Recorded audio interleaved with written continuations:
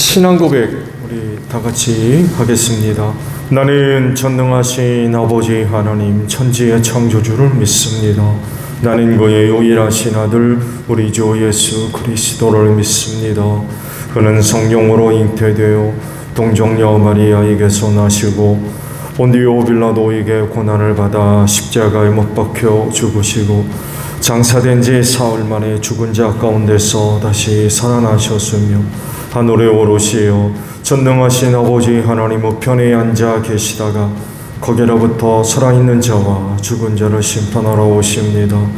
나는 성령을 믿으며 거룩한 공교회와 성도의 교제와 죄를 용서받는 것과 몸의 부활과 영생을 믿습니다. 아멘. 288장 부르시고 말씀을 봅니다.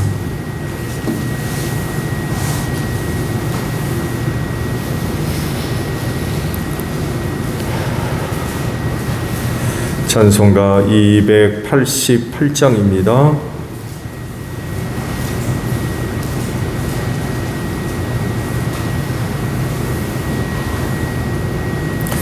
예수를 나의 구주 삼고 성령과 피로써 거듭나니 이 세상에서 내 영혼이 하늘의 영광 누리도다. 이것이 나의 간증이요 이것이 나의 찬송의 새. 나 사는 동안 끊임없이 구주를 찬송하리로다. 온전히 주께 맡긴 내 영 사랑의 음성을 듣는 중에 천사들 왕래하는 것과 하늘의 영광 보리로다. 이것이 나의 간증이요 이것이 나의 찬송의 새. 나 사는 동안 끊임없이 구주를 찬송하리로다. 주 안의 기쁨 누림으로 마음의 풍랑이 잔잔하니 세상과 나는 간 곳 없고 구속한 주만 보이도다. 이것이 나의 간증이요 이것이 나의 찬송의 새. 나 사는 동안 끊임없이 구주를 찬송하리로다.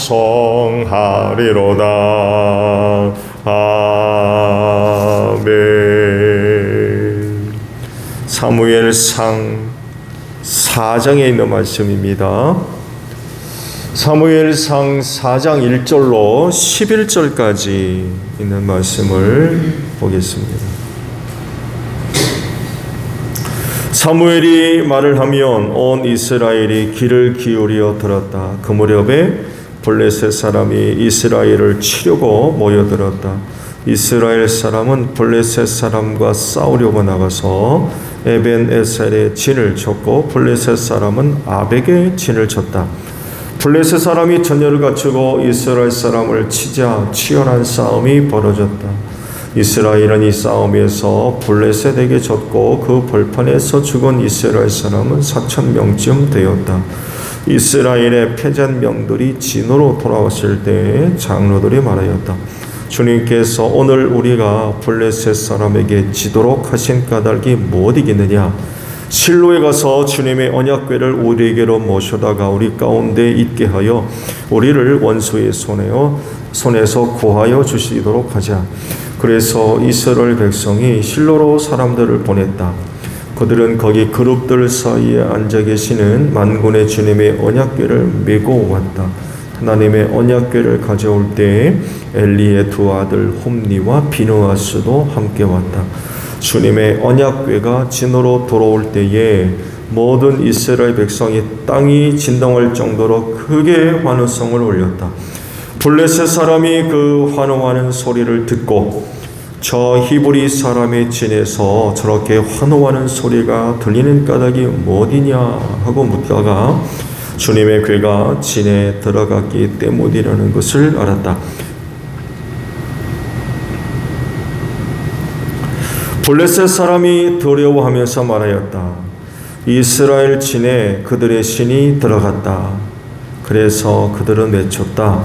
이제 우리에게 화가 미쳤다. 일찍이 이런 일이 없었다. 우리에게 화가 미쳤는데 누가 저 강력한 신의 손에 소리를 건질 수가 있겠느냐?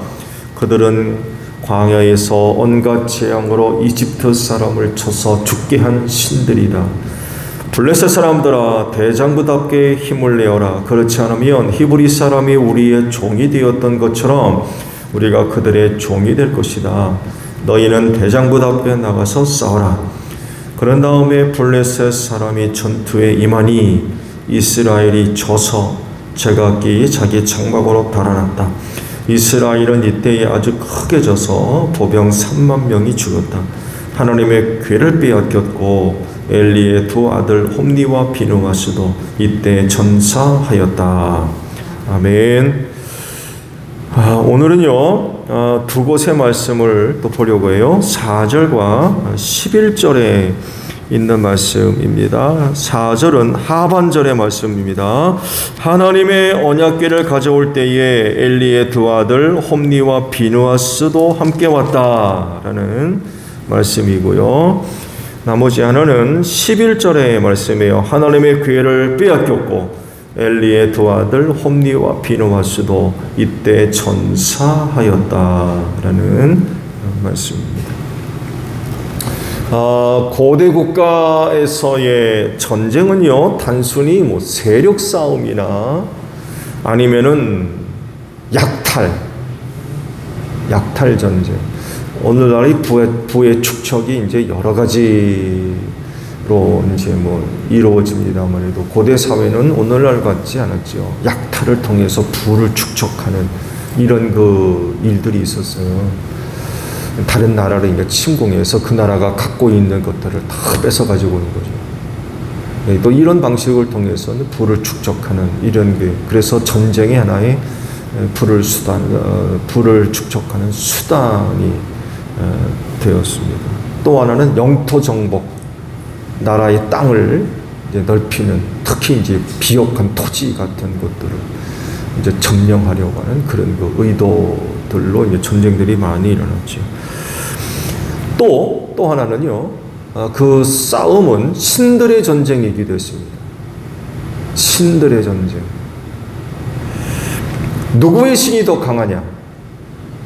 그 싸움은 그냥 나라와 나라, 부족과 부족, 이 차원을 넘어서서 그 부족들이 섬기는 신들의 전쟁. 어떤 신이 강하냐? 이런 의미도 포함되어 있습니다. 그래서 전쟁터에 뭐가 나가요? 자기들이 섬기는 신이 나가는 겁니다. 그래서 우상단지를 끌고 갔다든지, 오늘 이스라엘 백성들은 자기 싸움터에 뭘 가지고 와요? 법궤를 가지고 온 이유가 이런 데 있습니다. 법궤.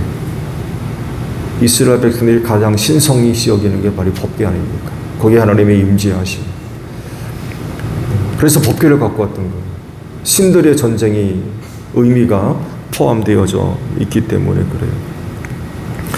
그래서 전쟁에서 이긴 자들은요, 자기들이 섬기는 신이 적국의 신보다 강하다, 위에 있다, 뛰어나다, 이런 또 의미를 또 부여를 했습니다. 그래서 패한 자들은 어떻겠습니까? 자기들의 신을 버리고 이긴 자들의 신을 섬기며 또 어떤 일이 벌어져요? 노예가 됐습니다. 노예. 이건 전쟁의 당연한 결과죠. 진신을 누가 섬깁니까? 그러니까 패한 자는 패한 자의 신을 섬기지 않는 거죠. 약하니까. 이런 결과들을 낳습니다. 이스라엘과 블레셋과 전쟁이 벌어졌다고 하시죠. 사실 블레셋은 상대하기 굉장히 어려운 부족이었습니다. 그 부족의 기원이 이탈리아 그 에게 섬입니까? 그쪽에서부터 건너온 자들이 아니냐 이런 추측을 해요. 그래서 가나안의 7 부족과는 좀 다른 혈통을 갖고 있는 자들로 좀 알려지고 있어요. 그러다 보니까 해양 민족이고 그래서 가나안의 부족들보다도 강력한 그런 그 세력을 갖고 있었던 부족이 아니냐. 그래서 이스라엘이 가나안을 정복하는 데 있어서 가장 늦게까지 정복되지 않은 게 블레셋이었습니다. 그럴 정도로 끝까지 이스라엘을 괴롭혔던 강력한 그런 그 세력 중에 하나였습니다. 1차 전쟁에서 패하죠. 졌습니다. 지고 돌아오니까 야 우리가 이 전쟁에서 어떻게 졌느냐 왜 졌느냐 라고 할 때 해답을 하나 찾았죠. 법궤가 없었다는 거예요. 법궤. 신을 모시고 오지 않았다. 하나님을 모시고 오지 않았다. 자 그러면 이길 방법이 뭐냐? 법궤 가지고 오자. 법궤. 지성소에 있는 법궤를 가지고 오자.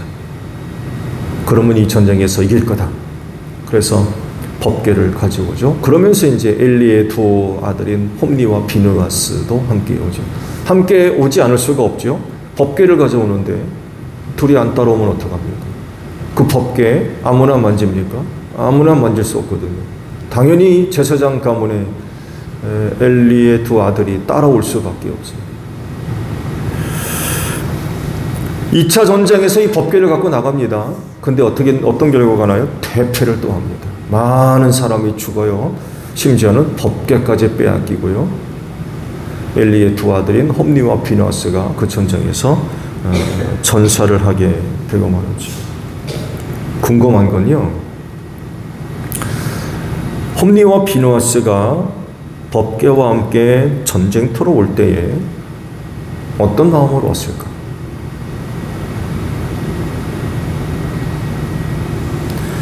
말씀을 드린 대로 제사장 가문이기 때문에 당연히 법궤를 관리할 의무가 있어요. 아무나 못 만지기 때문에. 하나님께 속한 성물을 아무나 손댑니까? 그럴 수가 없어요. 둘이 따라올 수밖에 없는 거예요. 그런데 과연 진정한 전쟁 승리를 위해서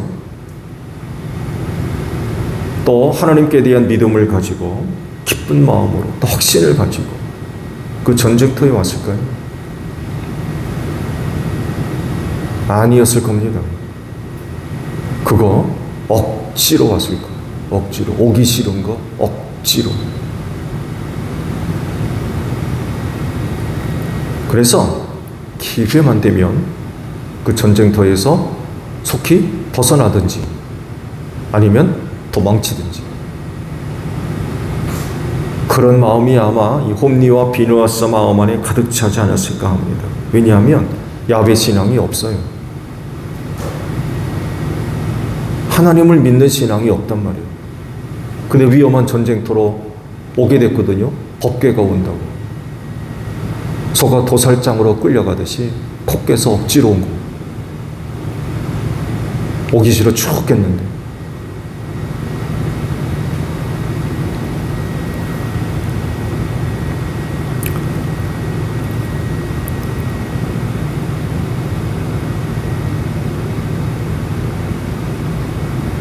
신앙이 없었기 때문에 우리가 과거 얼마 전에 말씀을 봤죠. 하나님께 제사 드리려고 갖고 온 제물들 엘리 2 아들이 도중에 와서 다 가져갔어요.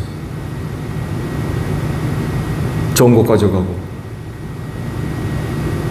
제사 드리고 난 뒤 가져가야 될 것인데 그렇게 하지 않고 미리 다 가져갔어요.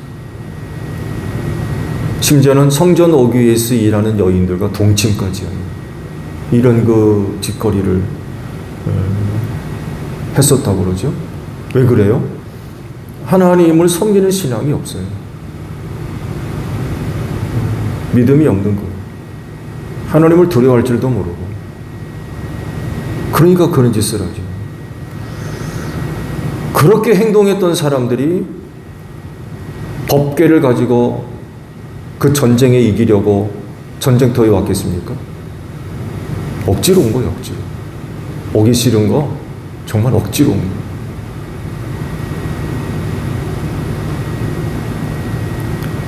뭐 없이 못마땅했을 겁니다. 전쟁터에 괜히 법궤는 누가 가져오라고 그랬는지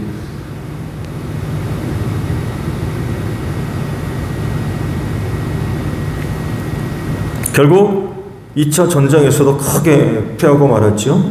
법궤도 빼앗기고요. 홈리와 비누아스도 그 전쟁터에서 죽었다고 그래요. 궁금한 거는요. 두 번째 질문은 이 둘이 어디서 죽었을까? 라는 궁금증이에요. 첫 번째는 그들이 여기 어떤 마음으로 왔을까? 두 번째 궁금한 건 어디서 죽었을까? 어디서 죽었을까? 여러분 어디서 죽었다고 생각하세요? 법궤를 관리하고 지켜야 할 사람으로서 법궤 곁에서 죽었겠습니까? 아니면은 법궤와 상관없는 곳에서 죽었겠습니까?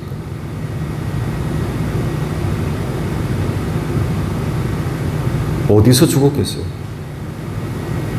법궤를 끝까지 지키려고 하나님을 섬기지 않는 이방인들로부터 그 법궤를 보호하고 지키기 위해서 싸우다가 법궤 곁에서 죽었겠습니까? 아니면은 법궤와 상관없는 곳에서 죽었겠습니까?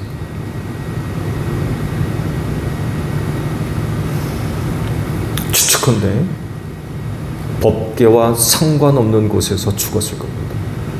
법궤를 지키고자 하는 믿음도 없고 왜 지켜야 하는지도 모르고 억지로 왔으니까 죽을 판인데 그 법궤 지키겠습니까? 내버리고 나 산다 도망가는 거예요. 나 살자고.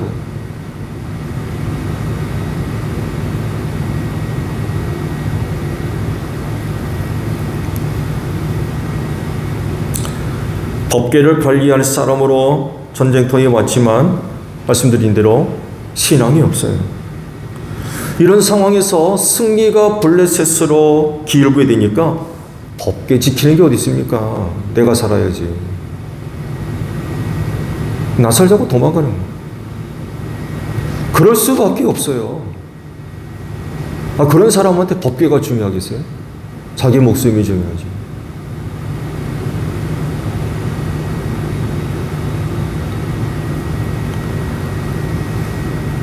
아마 앞서 말씀을 드린데요.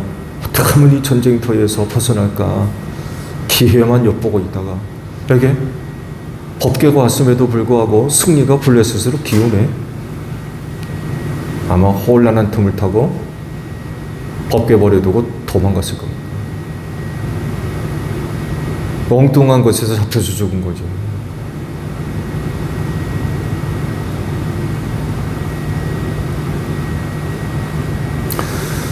또 하나의 결과는 블레셋이 전쟁하다 말고 가만히 보니까 첫 번째 전쟁이 끝나고 나서는 가만히 살펴보니까 이스라엘 진영에서 막 난리가 났네요. 알고 보니까 법궤가 거기 이제 들어오게 된 걸 아는 거예요. 그들도 알아요. 이스라엘 백성들이 출애굽을 할 때에 어떤 일이 있었는가를 블레셋 사람들도 아마 소문을 들어서 알게 된 것 같아요. 큰일 났다. 그때 그 신이 저들 가운데 들어왔다. 블레셋도 난리가 난 거죠. 용기를 내죠. 야, 만약에 우리가 지면 저들이 우리의 종이 됐던 것 같이 우리도 저들의 종이 될 수 있으니까 야, 용기를 내서 싸우자. 그리고 싸웠는데 이겼네요.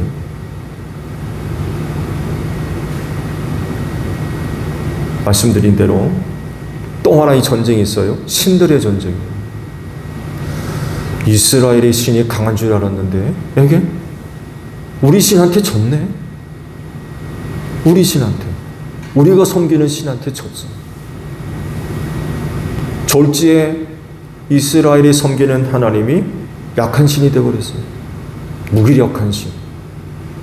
엄청난 신인 줄 알았는데 아무 힘도 쓰지 못하고 우리 신한테 져버렸다는 거죠.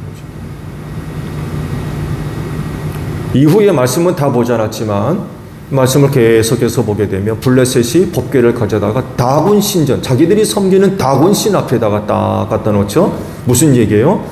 우리 신이 너희보다 강해. 그러니까 이스라엘의 신을 다곤 신한테 바치는 거예요. 이런 짓까지 합니다. 그러면서 이제 다양한 일들이 또 벌어지게 되죠. 이런 사실은요, 이스라엘에게도 심각한 그런 그 영향을 주었을 거예요. 어떤 사람은요, 이 일로 말미암아서 그 야훼 신앙이 송두리째 날아가 버릴 수도 있습니다. 우리 신이 졌다는 거죠. 우리 신이 졌다.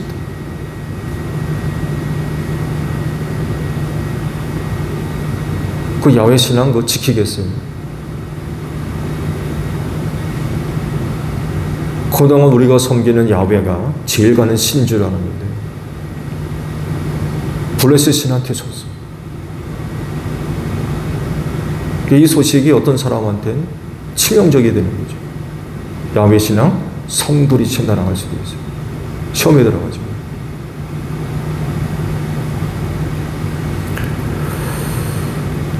재미난 건요, 하나님의 법궤가 전쟁터에 오면 전쟁에서 승리할 것이라고 믿는 군사들, 이스라엘의 군사들이죠. 근데요, 법궤를 갖고 오는 불신앙의 홈리와 비느와스가 서로 비교가 돼요.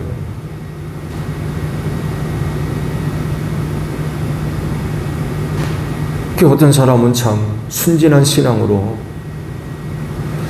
하나님의 법궤가 우리 진 가운데 오면 야, 이 전쟁 이길 거다. 법궤 모셔오자. 정말 겨자씨 같은 믿음이거든요. 근데 정작 법궤를 관리하고 법궤를 가져오고 있는 홈리와 비느와스를 보세요. 믿음이 하나도 없어요.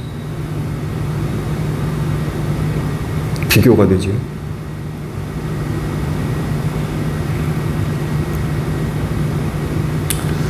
이런 일이 있게 된 근본적인 원인은 하나님이죠. 하나님의 계획입니다. 엘리 제사장 가문을 멸하려고 하는 하나님의 계획 안에서 이루어진 일들이었죠. 그리고 이 전쟁을 통해서 하나님의 계획이 이루어지게 되죠.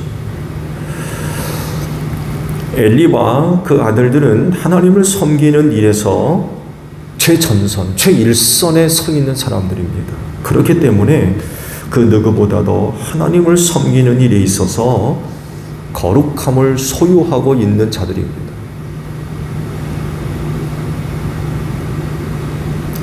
그런데 어찌된 일인지 오히려 타락하고 죄짓는 일에 앞장섰던 사람들이었어요.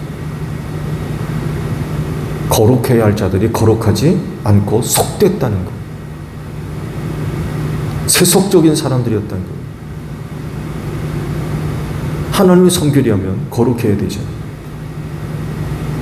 남들이 다 먹고 보고 마시고 입고 하는 것 그렇습니까? 제사장들은 그럴 수가 없어요. 그들과 달라야 돼요. 이스라엘 백성이 거룩한 백성 아닙니까?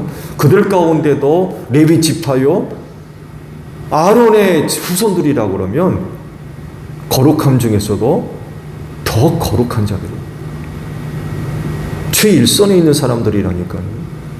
근데 어떻게 된 일인지 죄 짓는 일에 앞장서 있으니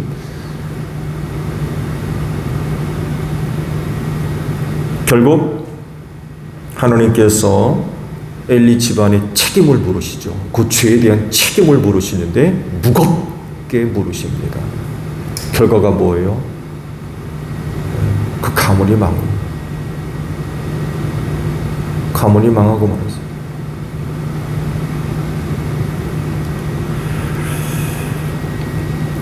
이런 일이 있을 것을 두 번이나 계시하셨죠. 무명의 하나님의 사람, 그건 누군지 모르겠어요. 하나님께서 어떤 사람에게 이런 계시를 알려주셔가지고 보내시죠. 이런 일이 있을 거라고. 한 번, 또 한 번은 누구예요? 사무엘입니다. 또 한 번은 사무엘을 통해서 이런 일이 있을 것이라고 계시하셨죠. 그럴 정도로 심각한 거였고, 그럴 정도로 반드시 하나님께서 그 일을 행하시겠다고 하는 확고한 의지를 그렇게 드러내셨어요. 누가 막습니까? 심각한 건 제사나 제물로도 저들의 죄가 씻어지지 않을 거다. 이렇게까지 말씀하셨어요.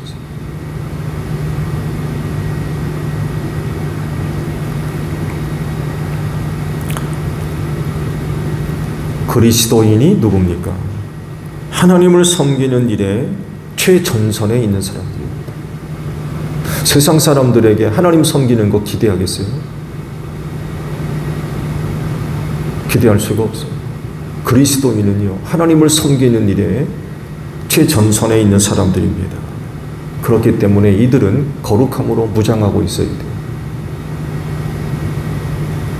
달라야 된다는 거예요. 거룩하지 않으면 하나님 섬김이 오히려 죄가 돼요.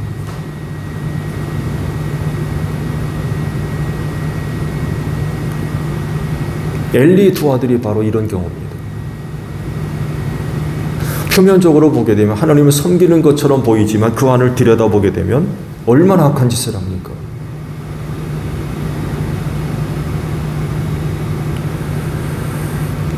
이런 것들을 볼 때 그리스도인은 거룩함을 잃으면 안 돼요. 어떻게 하든지 거룩함을 지켜야 됩니다.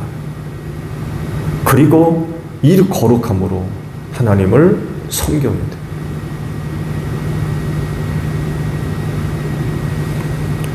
그러므로 자신을 잘 지키고 또 거룩함으로 보존해서 하나님을 섬기는데 부족함이 없도록 해야 됩니다. 이들이 그리스도인입니다. 오늘 주일에 거룩함으로 하나님을 잘 섬기는 복된 날이 되시기를 바랍니다.